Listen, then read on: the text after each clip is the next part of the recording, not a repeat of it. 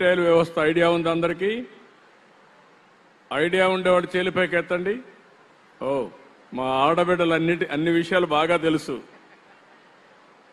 ఇప్పుడు వాళ్ళంతా ఫ్లిప్కార్ట్ తరపున రెండే తయారు చేస్తున్నారు. ఒకటి వేరుశనగ పప్పు, రెండోది కందిపప్పు. ఇప్పుడు వాళ్ళు రెండు తయారు చేసి అనంతపురంలో కొన్ని జిల్లాల్లో తయారు చేస్తున్నారు. అట్లా కాకుండా గ్రామాల్లో ఉండే అన్ని వ్యవసాయ ఉత్పత్తులు తయారు చేయడానికి సిద్ధపడుతున్నారు. మనం తయారు చేసినట్టు ప్రపంచం మొత్తం పంపిస్తున్నారు. ఎందుకంటే వాళ్ళకి కావాల్సిన డబ్బులు కావాలి. మనం చేసే చౌకగా చేసినప్పుడు, మా ఆడబిడ్డలు చేసినప్పుడు క్వాలిటీ ఉంటుంది కాబట్టి నాణ్యత మీద ప్రపంచం అంతా వెళ్లే పరిస్థితి వస్తుంది. నేను వారికి ఒకటే చెప్తున్నా, వాళ్ళ కెపాసిటీ ఎంత ఉంటే మొత్తాన్ని ఉపయోగించమంటున్నా. కమాడిటీ క్లస్టర్స్ ఓపెన్ చేస్తాం.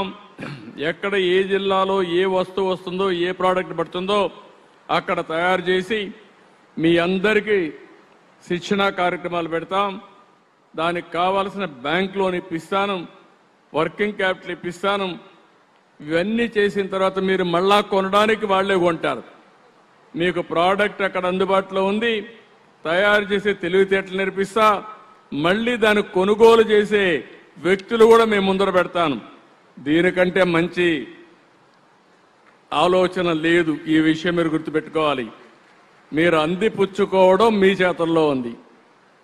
గుర్రాన్ని ట్యాంక్ దగ్గర తీసుకుపోతాం కానీ తాగిచ్చేది నా వల్ల కాదు. ఈరోజు అంతర్జాతీయ మహిళా దినోత్సవం. అందరూ అంటున్నారు ఇంకా చాలా సమయం పడుతుంది, ఆడవాళ్లు పైకి రారు, మగవారితో సమానంగా రారని. నేను చెప్తున్నా, 200 ఏళ్ళు 500 ఏళ్ళు అవసరంలా 20 సంవత్సరాలకు మునుపు ఒక నిర్ణయం చేశాను. 33% ఉద్యోగాల్లో కాలేజీల్లో రిజర్వేషన్లు పెట్టాను. అప్పుడు అందరూ నన్ను అన్నారు, మగపిల్లలు, సార్ మీరంతా 33% పెడుతున్నారు, దీనివల్ల తెలివితేటలతో ఇంకొక 30% వస్తారు అంటే 100 మందిలో 60 మంది ఆడబిడ్డలు వస్తే మాకైతే ఏంటి అని అడిగారు. తరతరాలుగా వాళ్ళంతా విస్మరించబడ్డారు. కొన్ని రోజులు కానీ తర్వాత చూస్తామని చెప్పాను.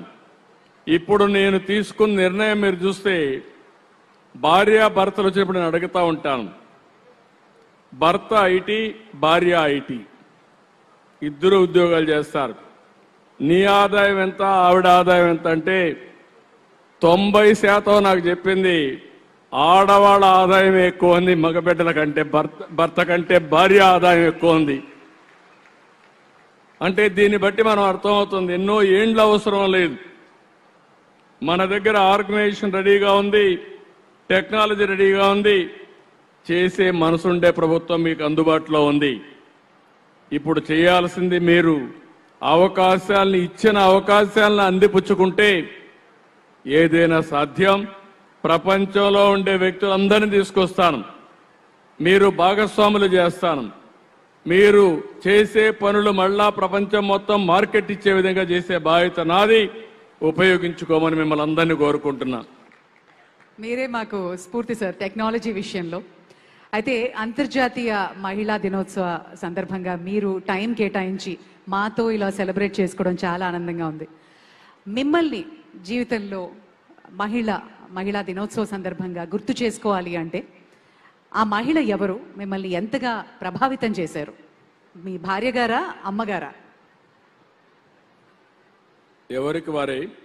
కానీ ఈరోజు మీరు ఒకసారి చూస్తే మా మిస్సెస్ ఉంది. ఎందుకంటే అందరికి కూడా ఒక ఆలోచన ఉండాలి. అవకాశాలు ఇస్తే అవకాశాలు ఉపయోగించుకోవాలి. అదే సమయంలో మన సమర్థత నిరూపించుకునే అవకాశం వస్తుంది. బిగినింగ్లో మా మిస్సెస్ కూడా వ్యాపారాలు చేయడం తెలియదు. ఇంట్లో కూడా వాళ్ళకు అవసరం లేదు కాబట్టి ఎన్టీ రామారావు గారు కుమార్తెగా ఏ పని చేయాల్సిన అవసరం లేదనే ఉద్దేశంతో నేర్చుకోలేదు. నేను మంత్రి అయిన తర్వాత మళ్ళీ నాకు రాజకీయాల్లో యాక్టివ్గా 89లో మినిస్టర్ అయ్యే పరిస్థితి, 94లో మినిస్టర్ అయ్యాను. అప్పటికి నేను ఒక చిన్న ఇండస్ట్రీ పెట్టాను ఫ్యామిలీ బిజినెస్ కోసం. అప్పుడు ఇంట్లో లోకేష్ చిన్న కుర్రాడు.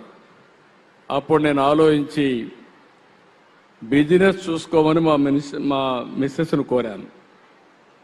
ఆవిడ రిలక్టెంట్గా రిఫ్యూజ్ చేశారు బిగినింగ్లో. నేను గట్టిగా చెప్పాను, ఎవరో ఒకరు చూసుకోవాలి, నేను మంత్రిగా ఉన్నాను, నాకు టైం ఉండదు, అది కాకుండా బిజినెస్ చూడడం కరెక్ట్ కూడా కాదు అని చెప్పితే యాక్సెప్ట్ చేసింది. యాక్సెప్ట్ చేసిన తర్వాత నేను మంత్రిగా ఉండి మళ్ళా ముఖ్యమంత్రి అయ్యాను.